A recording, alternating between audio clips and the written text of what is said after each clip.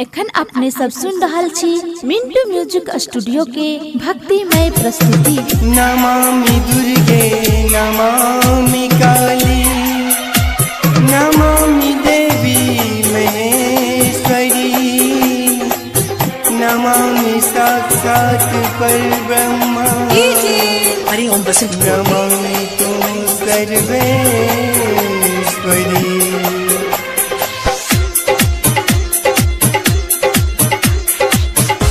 सुनो ये माँ भवानी जग कल्याणी जग कल्याणी। सुनो ये माँ भवानी जग कल्याणी जग कल्याणी। एलो आई के शरण खोलो आपन नयन दिया दर्शन दुर्गा महारानी। सुनो ये माँ भवानी जग कल्याणी जग कल्याणी। ये माँ भवानी जग कल्याणी जग कल्याणी। एलो आई के शरण खोलो आपन नयन दिया दर्शन दुर्गा महारानी। सुनो ये माँ भवानी जग कल्याणी।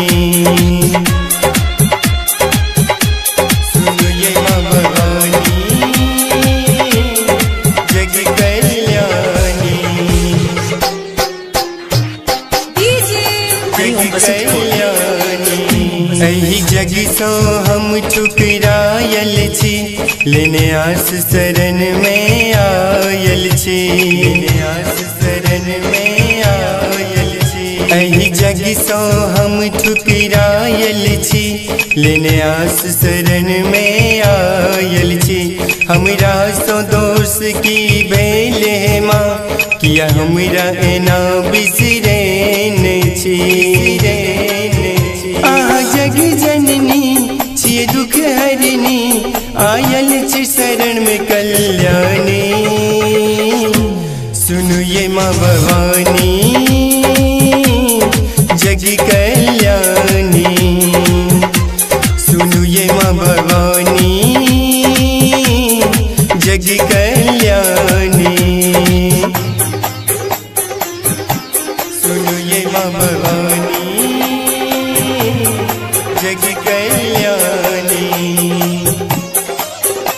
सुनो ये माँ भवानी जग कल्याणी। जो आह हमर दुख नहीं सुनबै तो आही कहू किनका कहबै आही कहू किनका कहबै। जो आह हमर दुख नहीं सुनबै तो आही कहू किनका कहबै। अही के लो बदमई सासुर के पापी सबके संगार के लो आह के शक्ति अपार जाने संसार अब हम की सुना रुद्रानी। सुनो ये माँ भवानी जग कल्याणी। सुनो ये माँ भवानी जग कल्याणी। सुनो ये माँ भवानी जग कल्याणी जग कल्याणी। बैसल तीस चरण गहने दर्शन ले नैन पिया सलमा दर्शन ले नैन पिया सलमा। बैसल परितोष चरण गहने दर्शन ले नैन पिया सलमा। अज्ञानी बनी भटकी जग में यह विपत्ति के बोझ बड़ी भारी माँ। भक्ति में मगन कृष्ण बलराम के संग त्रिपुरारी के सुनियो कथयानी। सुनो ये माँ भवानी जग कल्याणी। सुनो ये माँ भवानी जग कल्याणी।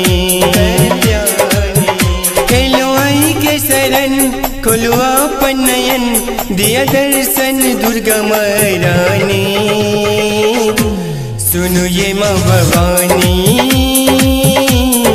जग कल्याणी। सुनो ये माँ भवानी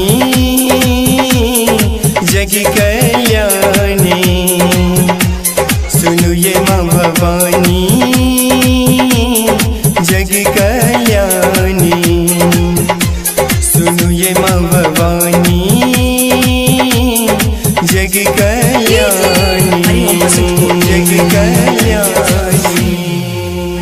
मिंटू म्यूजिक स्टूडियो बेड़चो।